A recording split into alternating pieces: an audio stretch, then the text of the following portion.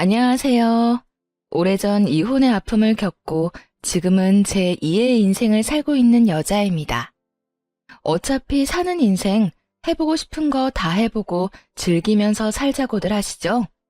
참 좋은 말이지만 어떤 면에선 그것만큼 무서운 말이 또 없다는 걸 경험으로 알게 되었는데요.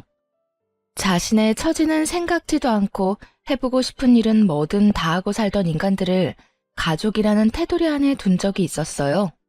그땐 정말 눈앞에 펼쳐진 모든 일이 너무나도 현실 같지 않아 몇 번이고 확인하고 또 확인했던 기억이 아직도 생생하네요. 그 염치도 없고 생각도 없는 인간들 중 남편만큼은 그래도 처음부터 그런 한심한 인간이었던 건 아니었어요. 아니, 처음에는 본 모습을 꺼내 보이지 않았다는 것이 더 정확하겠네요. 남편은 형편이 넉넉하지 않은 집안의 장남이었는데 그래서 그런지 검소함이 몸에 배인 사람이었어요. 남편과는 달리 남동생과 여동생은 사치가 심한 편이었죠. 서방님은 결혼을 할 때 모은 돈이 별로 없어 그렇지 않아도 없는 시댁살림에 기둥뿐 아니라 뿌리까지 뽑아 장가를 갔고 하나 남은 시누이는 번 돈은 모조리 사치하는 데 써버려 적금이란 먼 나라 이야기였고요. 아가씨, 이 가방 진짜 비싼 가방 아니에요? 이건 또 언제 산 거예요? 이번에 미용실 그만두면서 퇴직금 조금 받았죠. 퇴직금 나오는 기간까지 버티느라 얼마나 힘들었는데요. 마지막 월급이랑 퇴직금 모자라는 건 카드 긁었어요. 진짜 예쁘죠? 정말이지 빚내서 살만하다니까. 예쁘긴 한데 아가씨한테 굳이 당장 필요한 것도 아닌데 빚까지 내서 사는 건 좀 아니지 않아요? 아가씨도 얼른 돈 모아서 시집 갈 준비해야죠. 비혼주의도 아니고 시집은 가고 싶다면서요. 아니, 시집 가기 전에 미용실 열고 싶다고 했던 건요? 이렇게 써서는 절대 미용실 못 열어요, 아가씨. 언니, 또 시작이에요? 그냥 예쁘다, 부럽다 하면서 장단 좀 맞춰주면 어디가 덧나는 것도 아니고 왜 매번 그딴 말로 좋은 기분 다 망쳐놔요? 그딴 말이 아니라 다 아가씨 생각해서 하는 말이라고요. 정말 돈 필요할 때 돈 없어서 후회하지 말고 지금부터라도 사치 좀 그만하라고요. 아, 싫어요. 그리고 전 사치라고 생각하지도 않거든요. 다 필요해서 사는 거고 사고 나면 스트레스도 풀린다고요. 그러니까 언니도 더는 나한테 잔소리 좀 하지 마세요. 기껏 걱정돼야 하는 말에 시누이는 짜증만 내기 일쑤였고 어느 순간부턴 말도 꺼내지 않게 되더라고요. 지금 생각하면 남편 역시 똑같은 인간이구나 싶지만 아무것도 몰랐던 그땐 내 남편은 저렇지 않아서 정말 다행이라는 생각을 참 많이 했던 것 같아요. 그 정도로 남편에 대한 믿음과 결혼 생활의 만족도가 높은 편이었고 남은 날들도 변함없이 그럴 것이라 믿어 의심치 않았죠. 하지만 시간이 흐르면 흐를수록 남편의 본 모습이 나오기 시작했네요. 점점 말을 함부로 하고 돈을 펑펑 쓴다 싶더니 할아버지가 돌아가시던 해에는 슬슬 본색을 드러내더군요. 사건의 시작은 아들 부잣집의 막내딸인 저를 유난히도 예뻐해 주시던 할아버지가 돌아가실 때 남긴 유산을 받으면서였어요.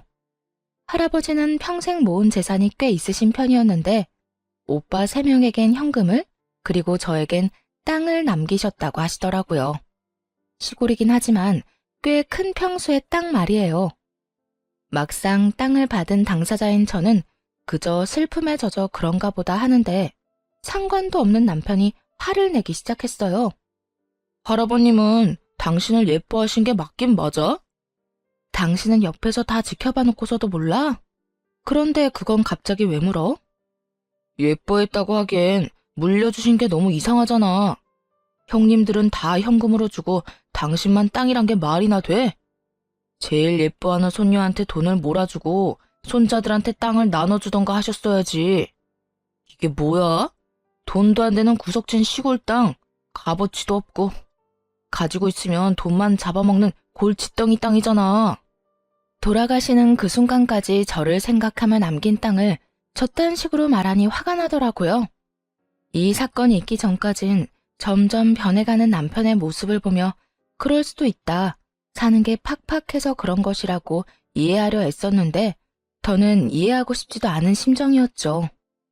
골칫덩이든 금싸라기든 당신하고는 아무 상관없는 내 땅이니까 당신은 더 이상 말도 하지 말고 상관하지도 마. 무슨 말을 그렇게 해? 부부는 일심동체. 몰라?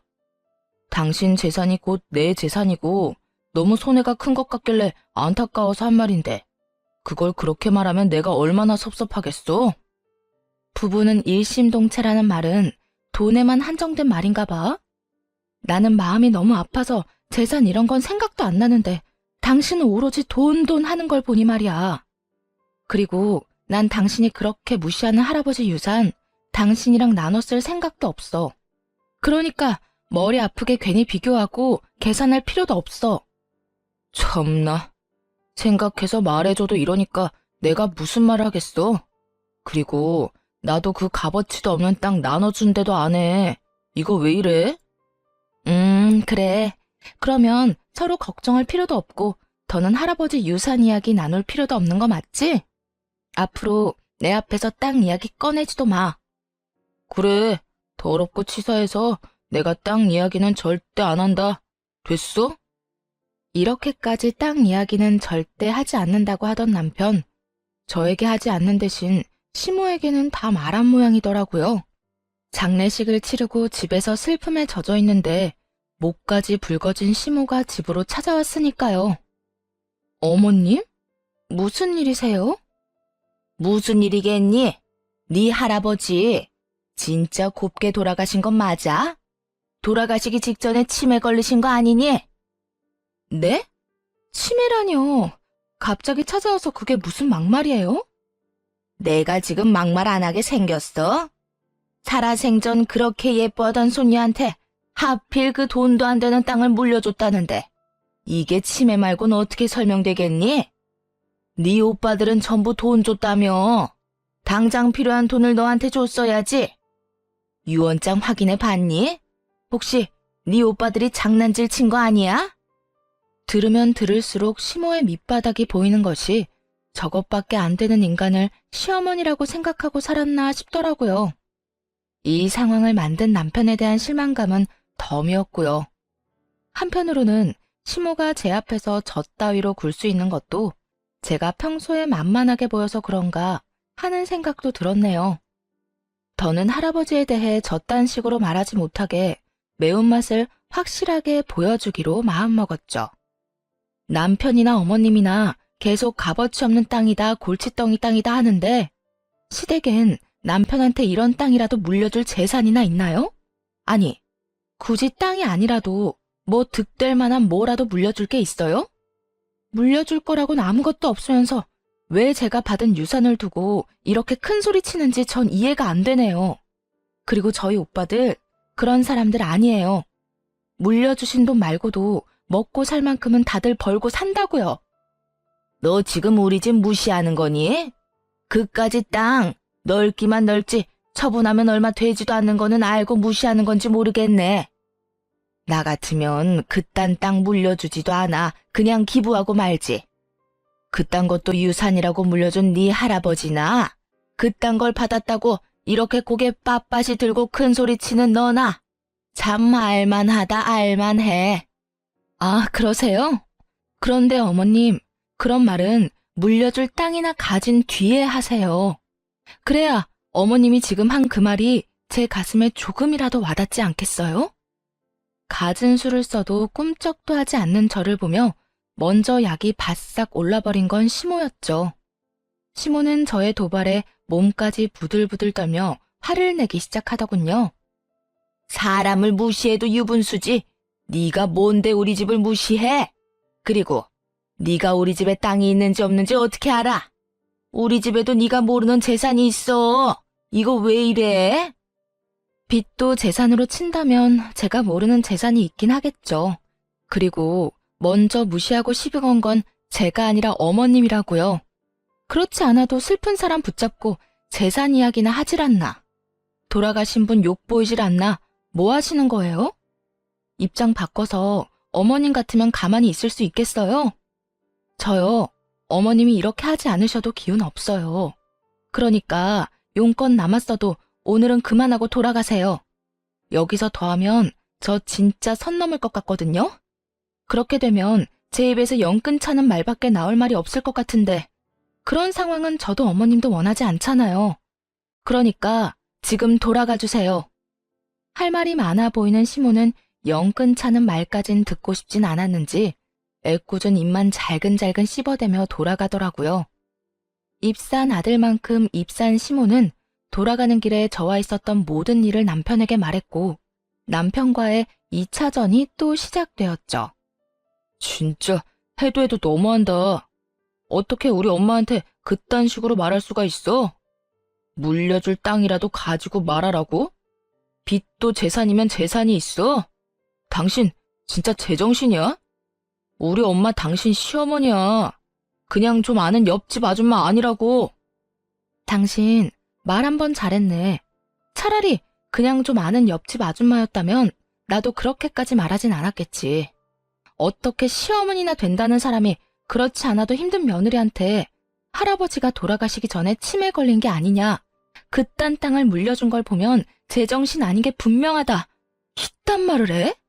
당신도 마찬가지야.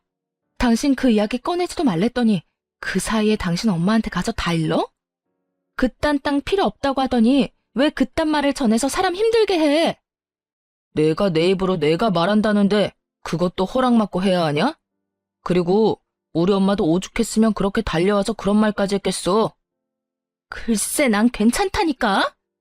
난 아무 상관없다는 말을 몇 번이나 해야 알아들을 거야. 진짜 마지막이야. 더는 당신 입에서나 어머님 입에서나 아니 당신 가족 그 어느 누구도 땅 이야기 꺼내는 일 없게끔 해. 다시 그 이야기 꺼내면 나 진짜 가만히 안 있을 거야. 좋은 말로 경고할 때 말귀를 알아들었다면 이런 식으로 말할 일도 없었을 텐데 말이죠.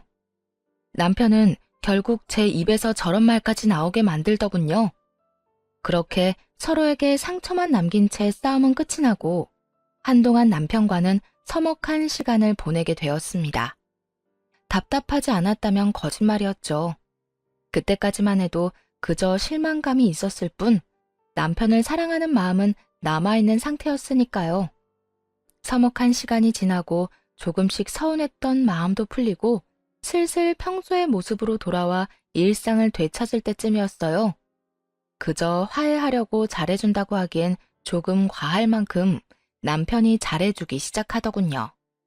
여보, 오늘 저녁은 내가 할게. 설거지도. 어? 설거지까지? 당신 설거지하는 거 싫어하잖아. 그냥 오늘따라 당신 손에 물 한 방울 묻히게 하고 싶지 않네. 자꾸 캐묻지 말고 얼른 가서 씻고 와. 나오면 한상 거하게 차려져 있을 거니까 기대하고 말이야. 갑작스럽게 변해버린 건 남편뿐만이 아니었어요. 시모와 시누이까지 합세해 과한 친절을 베풀기 시작하더라고요. 시댁에 갔다 하면 절 부려먹기 바쁜 시모와 노려본다고 바쁜 시누이였는데 그때는 그저 절 못 쉬게 해 안달이 난 사람들처럼 굴었죠. 언니, 지금 뭐해요? 밥하려고요? 언니가 왜 밥을 해요? 그러면 제가 밥을 하지 누가 해요? 새삼스럽게 왜 이래요, 아가씨. 매번 제가 오면 제가 밥했잖아요. 매번 그랬어도 이제부턴 하지 마요. 언니가 무슨 밥하려고 시집 온 것도 아니고. 엄마, 오늘은 그냥 배달시켜 먹자. 매일 먹는 집밥, 언니 힘들게 오늘까지 집밥 먹을 필요 없잖아. 그래, 그러자꾸나. 아가, 좀 쉬어. 일하고 살림한다고 힘들 텐데 아예 안방에 가서 좀 누워 있을래? 음식 오면 부르마. 네? 아니에요. 그냥 소파에 앉아 있을게요. 그럴래? 그러면 소파에 앉아서 텔레비전이나 좀 보고 있거라. 주방엔 할 일 없으니 얼씬도 하지 말고. 온 식구가 수상하게 행동하던 이 시기에 맞물려 시누이가 미용실 상가를 계약했다는 소식이 들려왔고 그래서 도움이라도 구하려고 친절을 베푸는가 보다 했네요. 그런데 이런 예상과는 달리 남편과 시댁에서는 그 어떤 부탁도 해오지 않더라고요. 굉장히 의아한 상황이었죠. 과도한 친절은 둘째치고 시누이가 얻은 상가는 저렴한 동네도 아닌 번화가 중에서도 비싼 상가였거든요. 아무리 생각해도 돈 나올 구멍이 없는 시댁에서는 해줄 만한 능력이 되지 않는 상황이었죠. 아무래도 이상했던 전 시누이에게 연락을 해 떠보기로 했어요. 마침 오픈도 앞두고 있다고 하니 필요한 것 없냐고 물으며 자연스럽게 떠보기 좋은 기회라고 생각했습니다. 아가씨, 축하해요. 다음 주 오픈 맞죠? 뭐 필요한 거 있어요? 필요한 거요? 아직은 딱히 없는데. 생각해보고 생기면 말할게요. 네, 그렇게 해요. 그나저나 단골 손님이 빨리 생겨야 오빠도 걱정 떨칠 텐데. 오빠가 말을 안 해서 그렇지 아가씨 걱정 많이 해요. 큰돈 들여 마련해준 미용실인데 잘 돼야 우리 막내 동생 기편다고요. 아가씨가 그렇게 고마워하고 미안해했다면서요? 오빠가 더 많이 해주고 싶었는데 못해줘서 미안해하는 것 같더라고요. 어느 정도 남편의 도움이 들어갔을 거라 확신했고 슬며시 미끼를 던졌어요. 거의 반신반의한 상태였는데 괜히 찔린 시누이는 굳이 묻지도 않은 사실까지 술술 털어놓기 시작하더군요. 아, 오빠가 벌써 다 말했어요? 나한텐 그렇게 비밀로 하라더니 역시 부부 사이엔 비밀이 없나 봐요. 비밀이 어디 있어요. 한 집에서 한 입을 덮고 사는데. 며칠 전에 다 말하더라고요. 저도 잘했다고 했고요. 그렇구나. 하긴 그렇게 큰 돈을 썼는데 언제까지 언니한텐 비밀로 할 수 없겠죠. 이제 와서 하는 말인데 여기 상가 너무 비싸서 고민했는데 오빠가 떡하니 마련해준 거 있죠? 대출까지 받은 것도 알고 있죠. 정말 우리 오빠지만 너무 멋있다니까요. 거기에다 기계들도 다 새 기계로 사주고 저 진짜 열심히 해보려고요. 그래요. 이왕 하는 거 돈 아깝지 않게 열심히 해요. 최대한 태연한 척했지만 기가 막히고 황당해 목소리마저 떨려오더군요. 상가 보증금과 기계값이 한두 푼이 아닐 텐데 그 큰 돈을 저와 상의 한마디도 없이 심지어 대출까지 받아서 해줬다는 것이 정말 사실인가 싶기도 했어요. 혼자 속을 썩여봤자 해결될 일이 아니었기에 그날 저녁 곧장 남편에게 어떻게 된 일인지 캐물었죠. 여보, 아가씨 미용실 당신이 해준 거라며? 안에 들어가는 기계도 다 해준 것까지 다 알고 있으니까 거짓말할 생각하지 마. 그걸 어떻게 알았어? 지금 그게 중요해? 도대체 무슨 생각으로 그런 짓을 한 거냐고. 대충 계산해도 한두 푼이 아닌데 그것도 대출까지 받아서. 그 이자를 어떻게 감당하려고 그런 거야? 정말 화가 난 상태였고 남편도 큰일이 났다 싶었는지 무릎을 꿇고 눈물까지 흘리며 상황을 설명하기 시작했어요. 우선 당신한테 아무 말도 안 하고 혜수한테 그렇게 큰 돈 쓴 거 정말 미안하게 생각해. 그런데 당신도 잘 알잖아. 혜수, 자기 밥벌이도 못하고 정신 못 차리고 살았던 거. 그런 애가 유일하게 잘하는 게 미용인데 그걸로 자기 살 길 정도는 열어주고 싶었어. 그래서 나한테 말도 안 하고 그딴 짓을 했단 말이야? 미안해. 그런데 당신이 생각하는 것만큼 큰 돈 쓰지 않았어. 보증금이 적은 대신 월세가 비싸서 목돈 들어간 것도 아니고 기계도 생각보다 많이 사지도 않았어. 대출 받은 것도 내가 3개월만 갚으면 나머지는 혜수가 책임지고 갚는다고 각서도 썼고 말이야. 각서 보여줄게. 남편은 시누이와 쓴 각서까지 보이며 용서를 구해왔고 각서를 살펴보니 남편의 말이 거짓말 같진 않더라고요. 금액과 함께 3개월 이후엔 시누이가 대출금 변제를 책임지겠다는 내용이 있기도 했고요. 일단 알겠고 앞으로 어떻게 될지 지켜볼 거야. 그리고 당신도 이 자리에서 나한테 약속해줘. 무슨 일이 있어도 나한테 손 벌리거나 피해주지 않겠다고 말이야. 물론이지. 이 문제는 내가 다 알아서 해결할 테니까 당신은 신경 쓸 필요도 없어. 맹세할 수 있어. 여보, 고마워. 진짜 고마워. 화는 났지만 남편의 행동이 이해되지 않는 건 아니었어요. 저였더라도 동생을 도와주고 싶었을 테니까요. 거기에다 조금의 실력만 있다면 망할 수 없는 자리였던 터라 약속대로 3개월 후부턴 신우이가 그 대출금을 갚을 수 있을 거라 믿기도 했었고요. 그런데 이런 예상에 한 가지 변수가 생겨났습니다. 그건 없어도 너무 없는 신우이의 실력이었어요. 얼마나 실력이 없으면 개업 효과도 통하지 않더라고요. 처음 다녀간 손님이 엄청난 악플을 달았고 뒤이어 온 손님들의 반응도 별반 다르지 않았죠. 손님들의 반응이 그러면 잘못된 점을 고칠 생각해야 정상인데 아가씨는 그저 손님 탓, 장비 탓만 하고 있는 모양이었어요. 아가씨 미용실 검색해봤더니 반응이 너무 안 좋던데. 당신 알고 있어? 그렇지 않아도 해수 전화 와서 오는 소리 하더라. 예민한 손님이 왔었는데 그날따라 기계도 말을 안 들어서 고생 좀 했다고 하더라고. 그래? 그런데 찾아보니까 불만 가지는 사람이 한두 사람이 아니던데 아가씨 좀 더 배워야 하는 거 아니야? 아니면 다른 방법을 좀 연구하던지 말이야. 회수 말로는 손님들이 유난히 예민하다고 하니까 좀 더 기다려보자. 언젠가는 정상적인 손님이 오겠지. 제가 보기엔 상황이 꽤 심각해 보였는데 남편과 신우이는 대수롭지 않게 생각하는 듯 하더라고요. 그 안일한 생각 덕에 미용실엔 노랫소리만 가득했고 대박날 거란 기대로 가득했던 미용실은 어느새 월세만 잡아먹는 상가가 되어버리고 있었습니다. 돈을 잡아먹는 건 월세뿐만이 아니었어요. 어쩌다 온 손님의 머리카락을 다 태워먹어 합의금까지 물려주게 생겼다고 하더라고요.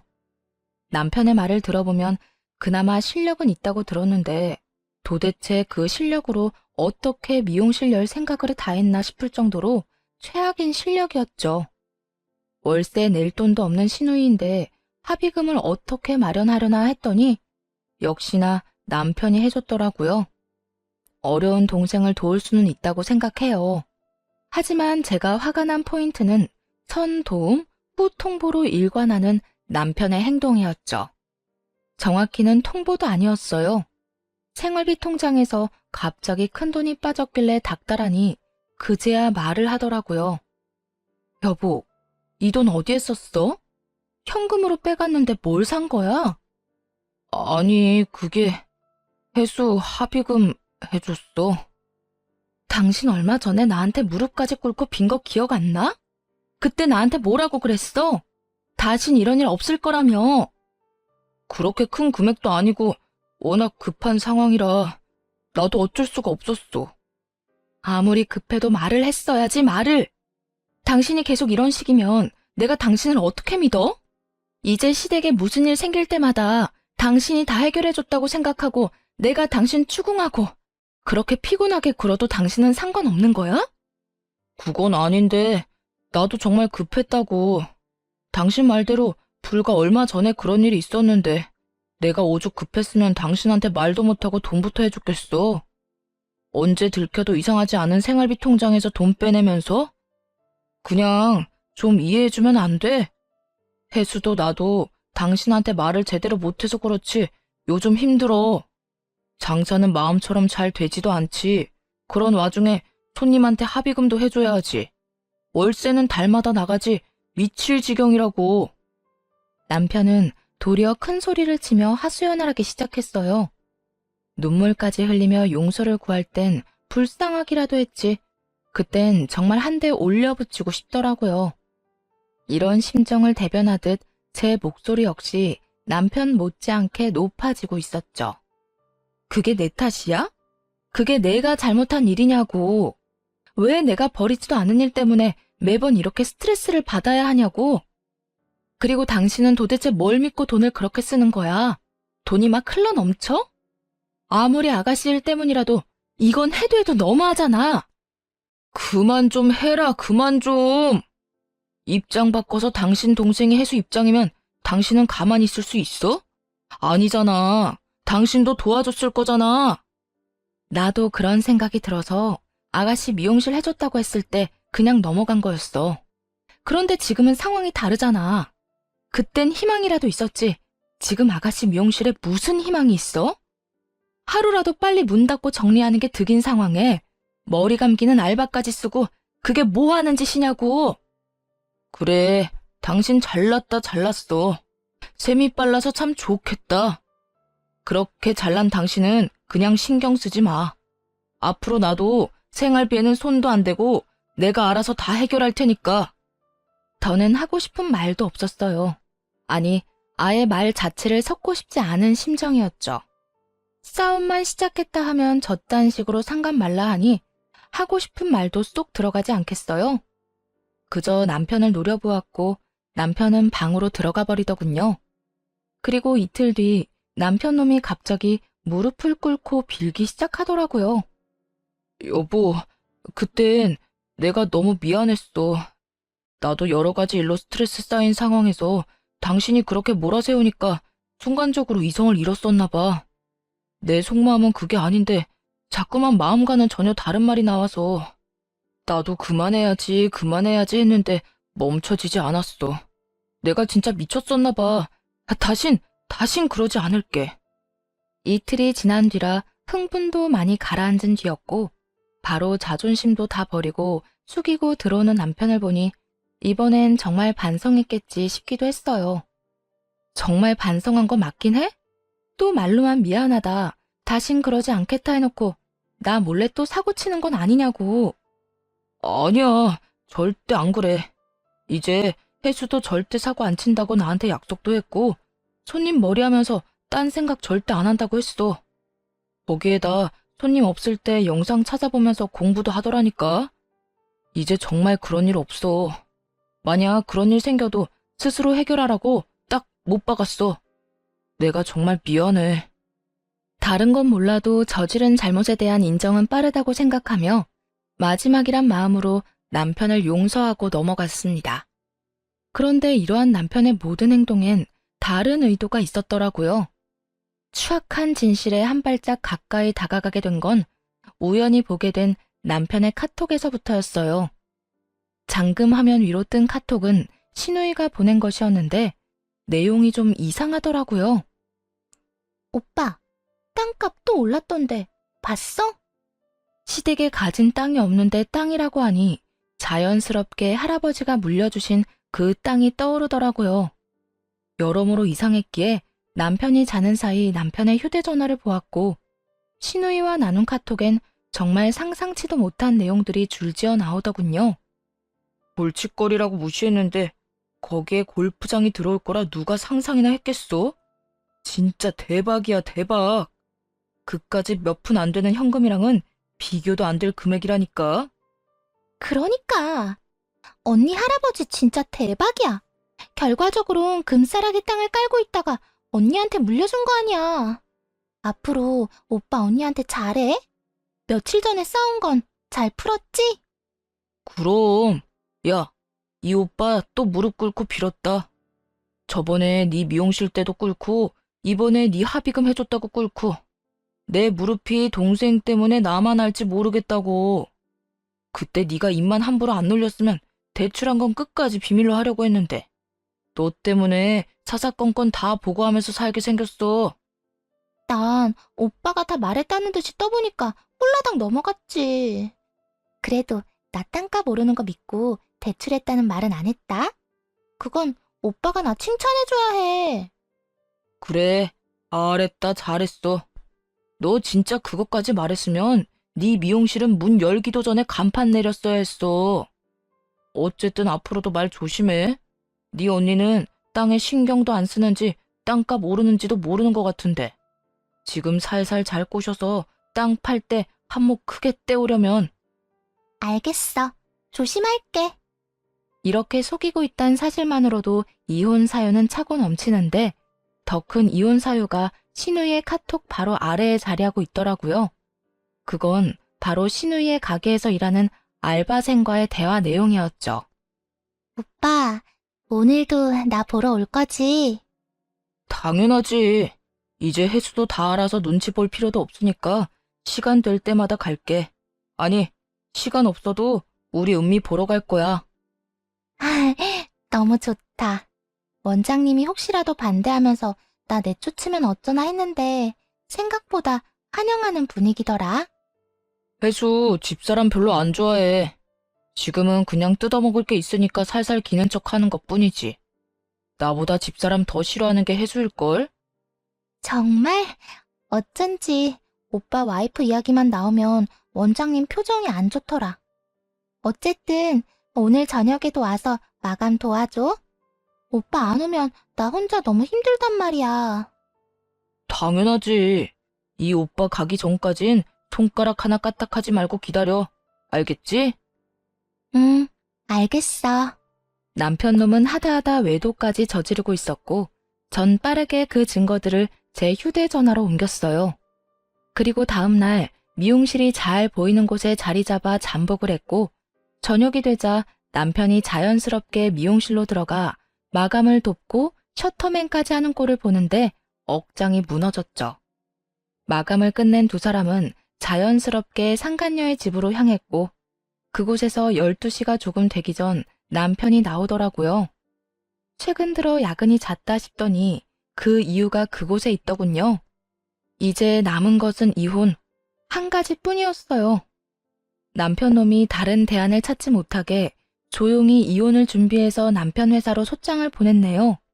상간녀 소송도 했고 신우이에게 위자료 청구 소장도 보냈고 말이죠. 소장들이 주인을 찾아 잘 전달되었는지 남편과 신우이가 사이좋게 찾아오더라고요. 그리고 눈물 없이 들을 수 없는 사연을 늘어놓으며 빌기 시작했습니다. 여보, 이혼 소장 왔던데 갑자기 이혼은 무슨 이혼이야? 갑자기 무슨 이혼은? 너 바람 피우고 있잖아. 거기에다 우리 할아버지 땅 팔아서 크게 한몫 챙길 계획도 세웠고 소장에 다 적혀 있는데 안 읽어봤어? 읽어봤어. 읽어봤는데 아무래도 당신이 너무 큰 오해를 하는 것 같아서. 우선 외도 아니야.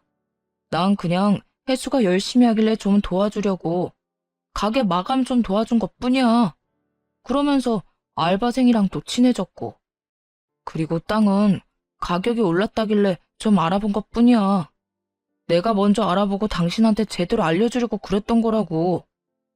당신은 내가 확실한 증거도 없이 이혼하자고 생각하나 본데 나 당신이 어떤 생각으로 어떤 짓을 하고 다녔는지 증거 다 가지고 있어. 그러니까 허튼 수작 그만 부리고 이혼할 준비나 해. 증거 이야기가 나오자 남편은 무조건 잡아떼기 작전에서 무조건 빌기 작전으로 바꾸기 시작했어요. 여보, 나 한 번만 살려줘. 나 지금 당신이랑 이혼하면 정말 큰일 나. 내가 그 여자랑도 정리하고 앞으로 반성하는 의미로 당신 말 잘 들으면서 살게. 그러니까 나랑 이혼은 하지 말아줘.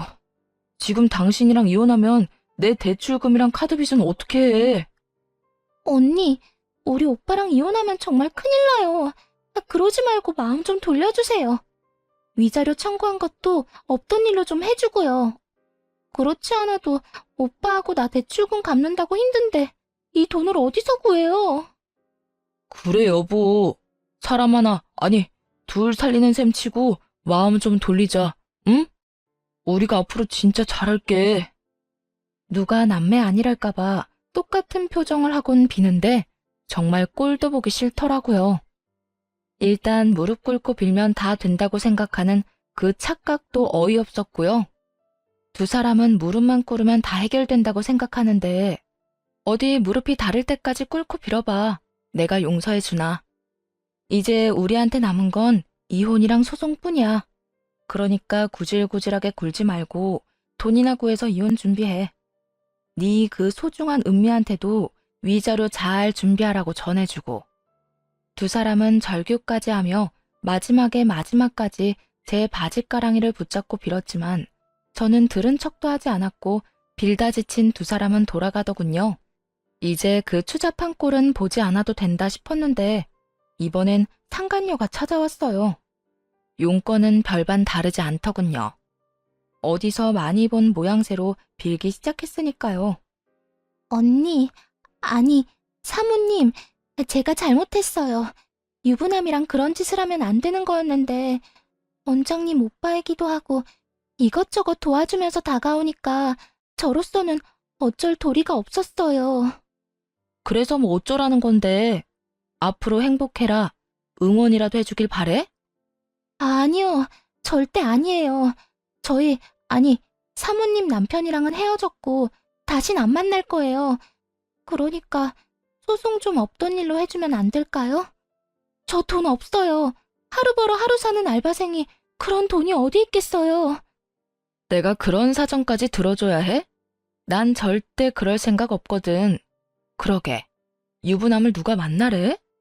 넌 그 잠깐 쉽게 살려고 네 인생 말아먹은 거 두고두고 후회하면서 살아.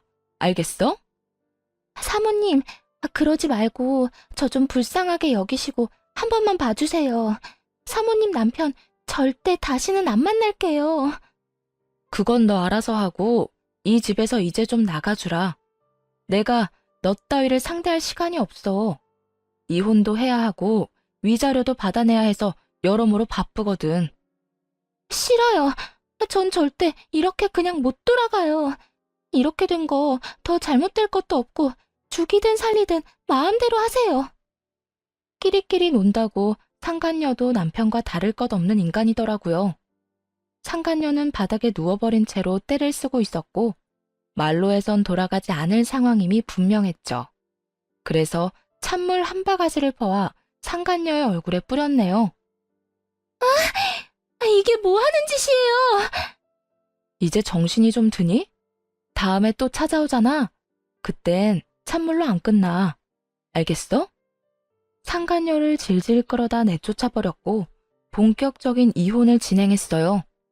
소송이 진행되는 와중에도 남편은 포기하지 않고 끈질기게 굴더라고요. 제가 말이 통하지 않는다고 생각했는지 남편은 겁도 없이 새 오빠를 차례대로 찾아가 도와달라며 빌었다고 하더군요. 소용없는 짓이었죠. 첫째 오빠를 찾아갔을 땐 아기 기저귀로 맞았고 둘째 오빠에겐 문전박대, 셋째 오빠에겐 멱살까지 잡혀 쫓겨났다고 하더군요. 새 오빠에게 차례대로 꼴사나운 짓거리를 당한 남편은 드디어 포기했는지 다른 방법으로 저를 괴롭히기 시작했어요. 그건 바로 재산 분할이었죠. 저 여자 돈 진짜 많다고요. 아마 모르긴 몰라도 숨겨놓은 재산 장난 아닐걸요? 할아버지 땅도 그래요. 저하고 결혼 생활 중에 받은 유산인데 당연히 제 몫도 있는 거 아니에요? 그 돌아가신 할아버지가 제 이름만 언급 안 했을 뿐이지 나하고 잘 먹고 잘 살라고 물려주신 땅일 텐데 그러면 당연히 내 몫도 있는 거잖아요. 이처럼 남편은 말도 안 되는 논리를 펼치며 끈질기게 재산 분할을 요구했지만 택도 없는 일이었네요. 반성은 하지 않고 재산만 뜯어가려는 남편 놈을 괘씸하게 여겼는지 재판부는 큰 위자료를 내라고 선고했으니까요. 신우이는 남편보다 더 뻔뻔하게 짝이 없더군요. 전 진짜 아무것도 몰랐다고요. 두 사람이 눈 맞은 걸 제가 무슨 수로 알겠어요? 땅 이야기도 그래요. 제 땅도 아니고 제가 가격이 오르는지 내리는지 어떻게 알겠냐고요. 전 정말 억울하다고요. 증거가 떡하니 있는데도 불구하고 자신은 모든 것을 몰랐다고 일관하더군요. 그 바람에 더 많은 위자료를 토해내게 되었죠. 상간녀는 생각보다 순순히 잘못을 인정하고 위자료를 지급했고 그렇게 길고 길었던 소송을 끝내고 이혼을 하게 되었네요. 저와 이혼을 하고 난 후 전 남편은 혼자선 도저히 살기 싫었는지 상간녀를 붙들고 늘어졌다 하더군요. 하지만 상황 파악이 빠른 상간녀는 그런 전 남편을 매몰차게 뿌리치고 도망쳐버렸다고 전해 들었어요. 어찌나 통쾌했는지 배를 잡고 한참이나 웃었어요. 통쾌한 결말은 그것이 끝이 아니었죠. 전 신우이의 가게는 전 남편의 도움이 끊겨버리자 빠르게 망했고 월세가 밀린 탓에 보증금도 제대로 돌려받지 못하고 쫓겨났다고 하더군요. 그야말로 빚 잔치의 시작과도 같았어요. 하루가 무섭게 망해가는 두 사람과는 달리 저는 두 사람 덕에 좋은 타이밍에 땅을 처분할 수 있었고요. 땅을 팔고 얼마 지나지 않아 전 남편이 찾아오더라고요. 거지가 다 됐을 거라 생각했는데 생각보단 잘 차려입고 볼만한 모습으로 찾아왔더라고요. 빚쟁이한테 쫓겨다니는 줄 알았더니 생각보다 괜찮아 보이네. 아, 그 빚 다 갚았어. 보시다시피 내가 요즘 좀 잘 나가. 이렇게 시작된 전 남편의 있는 척은 꽤 긴 시간 이어졌어요. 그래? 아쉽네. 그냥 쫄딱 망해서 두고두고 후회하길 바랬는데 말이야. 당신은 여전하네. 그 직설적인 말투. 내가 그런 당신을 참 많이 좋아했었지. 과거 회상이나 하자고 찾아왔어? 시간 없으니까 할 말이나 해. 소문 아직 못 들었나 본데 나 회사 그만두고 사업 시작했어. 운 좋게도 보다시피 꽤 잘 되고 있고 말이야. 돈도 생기고 마음의 여유도 생기니까 당신 생각 많이 나더라. 나랑 살면서 제대로 된 호강도 못 시켜줬단 생각에 후회도 많이 되고 말이야. 당신이랑 살 때 내가 지금처럼 여유가 있었더라면 내가 그렇게 못난 짓을 했을 리도 없었을 테고. 그랬다면 우리가 그렇게 이혼도 하지 않았겠지. 전 남편은 갑자기 어울리지도 않는 슬픈 눈을 하며 반성하는 척 말을 해왔고 그 모든 상황이 그저 짜증이 날 뿐이었어요. 당신도 여전하네. 같은 말 계속하게 만드는 거. 내가 몇 번을 말해야 대답할 건데? 왜 찾아왔는지나 빨리 말하라고. 시답지 않은 말이나 해대던 전 남편은 제 닭달에 그제서야 준비한 말을 꺼내놓기 시작하더군요. 알겠어. 성질 급하기는. 내가 오늘 이렇게 찾아온 이유는 우리 다시 잘해보자는 말 하려고 왔어. 뭐? 잘해보자는 건 다시 결혼이라도 하잔 이 말이야? 결혼식까지 하고 싶다면 해도 되고 당신 하고 싶은 대로 다 해도 되니까 우리 다시 같이 살자. 내가 이번엔 당신 호강시켜줄게. 호강? 네가 나를 어떻게 호강시켜줄 건데? 넌 여전히 내가 우습구나. 내가 모를 줄 알아? 너 사업한다고 회사 그만둔 게 아니라 빚쟁이들 때문에 회사 그만둔 거. 그리고 빚 다 갚기는 무슨? 너 빚 아직도 다 못 갚아서 빚쟁이들한테 쫓기고 있는 거 다 알고 있거든? 아니야. 나 진짜 성공했거든. 내가 한 달에 버는 돈 알면 당신 깜짝 놀랄 텐데. 한 달에 버는 돈이 있긴 해? 내가 듣기론 땡전 한 푼 못 벌고 도망만 다니고 있다던데. 그래요. 전 남편의 실상은 제대로 빚 한 푼 갚지 못하고 있는 빚쟁이 신세였어요. 그런 주제에 꼴에 머리를 써 갖은 있는 척을 하며 저를 어떻게 해서든 꼬셔보려 했던 것이었죠. 그런 얄팍한 수에 넘어갈 거라 생각한 전 남편이 참 한심하기 짝이 없더라고요. 전 남편은 모든 것을 들통났다 싶어지자 여전히 빠르게 태세를 바꿔 빌기 시작하더군요. 나 돈 좀 빌려주라. 당신 말대로 나 빚쟁이한테 쫓기느라 제대로 된 일도 못하고 그러다 보니까 빚만 늘고 이러다 진짜 죽을 것만 같아. 다 바라는 것도 아니고 진짜 급한 거 그것만 좀 해결해줘. 그것만 해결해주면 내가 무슨 수를 써서라도 갚아줄게. 아, 당신 진짜 뻔뻔하다. 방금까진 그렇게 성공한 사업가인 척 하더니 뭐? 돈을 빌려줘? 내가 빌려줄 거라 생각해? 물론 내가 한 짓 생각하면 당신이 절대 안 빌려줄 거란 건 알고 있지만 그동안 우리가 함께했던 세월을 생각해봐. 우리 행복했잖아. 우리 마음만큼은 진심이었잖아. 그 좋았던 시간들 생각해서도 급한 불만 좀 꺼주면 안 될까? 안 돼. 싫어. 절대로 안 해줄 거야. 그러니까 이딴 말도 안 되는 짓거리까지 하면서 나 찾아오는 짓 좀 하지도 마. 얼굴 보는 것만 해도 곤욕인 사람인데 왜 찾아와서 시간 낭비까지 하게 만드는 거야? 나 당신하고 이러고 있을 시간이 너무 아까워. 그러니까 돈 좀 해주면 되잖아. 들어보니까 땅도 좋은 가격에 팔았다고 하던데. 나한테 줄 돈 정도야 당신한텐 푼돈이잖아. 째째하게 굴지 말고 좀 도와주라. 어? 째째? 난 너한테 10원짜리 동전 하나도 아까운 사람이야. 또 똑같은 말 해야 해? 나 당신한테 줄 돈 없다니까. 제발 좀 가. 전 남편을 끌어내려 했지만 꿈쩍도 하지 않더라고요. 그러자 지겹지도 않은지 또 그 가벼운 무릎을 꿇고 빌기 시작했고 똑같이 흘러가는 상황에 하품이 다 나올 지경이었죠. 뒤이어 벌어질 일이야 불보듯 뻔한 일이었고 그냥 전 남편이 가장 무서워하는 셋째 오빠를 불렀네요.